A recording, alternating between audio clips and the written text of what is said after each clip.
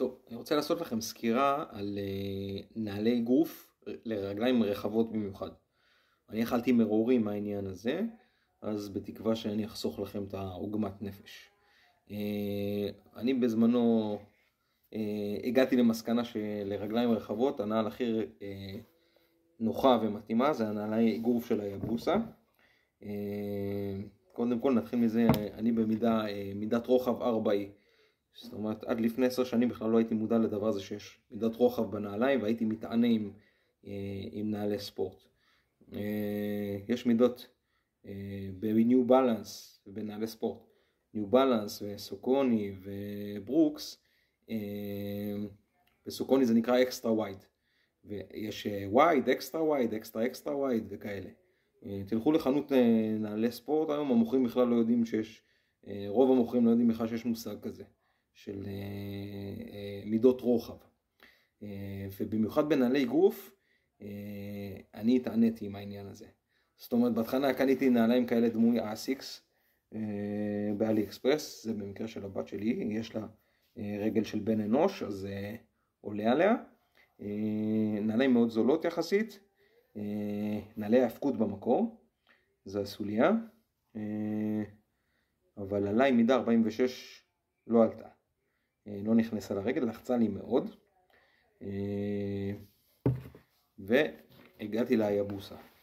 יבוסה נעליים מאוד יקרות, קניתי אותם אמנם באמזון, אבל עם המשלוח ועם הזה, בטעות עברתי את $200, כי קניתי גם כפפות, אז שילמתי את מחיר שהן עולות בארץ, היבוסה האלה, סביב ה$600. מחזיקו מעמד שנה, פה נקרא להם, יש להם פה איזה פלסטיק או חתיכת מתכת כזו, שבמשיכה, שהם גם עלו עליי קצת יחסית קשה, זה נקרא, הם לא יחזיקו מעמד מי יודע מה, הסוליה קצת השתפשפה, אתם רואים את ההבדל בסוליות? יותר נוח. אז אני ניסיתי להתחכם, ואמרתי נחפש משהו יותר זול, ואז הזמנתי אסיקס מקוריות, נעלי אגרוף האבקות, אסיקס מקוריות, זה מידה 46, זה לא נכנס לי לרגל בכלל, עם גרביים מאוד מאוד דקות, גם יחף ניסיתי, אבל זה לא עלה לי על הרגל, מידה 46.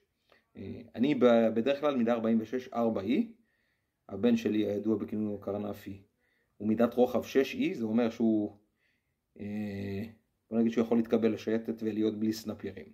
יש לו רגל של, כמו סנפיר, של עוג מלך הבשן. לי זה בכלל לא עלה לרגל.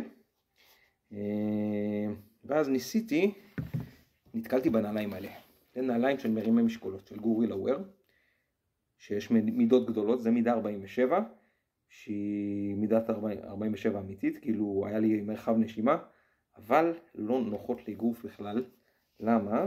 אתם רואים את הסוליה? יש לה גריפ מאוד חזק, האחיזה. זאת אומרת, שאתה נכנס פנימה, מאוד קשה לך גם לצאת, נתקעת. וזה מאוד משמעותי. זאת אומרת, בין היבוסה לנעליים האלה, ההבדל הוא מאוד משמעותי, הם גם לא נוחות כל כך. זאת אומרת, אחרי עשיתי את המימון אחד, כאבו לי הרגליים, וגם היה לי קשה כאילו עם התנועות. הם לא זרמו, זאת אומרת, הפיבוטים וההתחמקויות וזה, מאוד קשה, זה לא יהודי לאגרוף. הסוליה מאוד נמוכה, זאת אומרת, זה כאילו נראה שזה מאותה משפחה, אבל פחות טובות לעניין הזה. זהו, בגדול, נעליים, רגליים רחבות מאוד, זה הנעליים של היבוסה, המוצר הכי זה אומנם מאוד יקר, $600, אבל יחסית כאילו הם הכי נוחות לבעלי רגליים רחבות.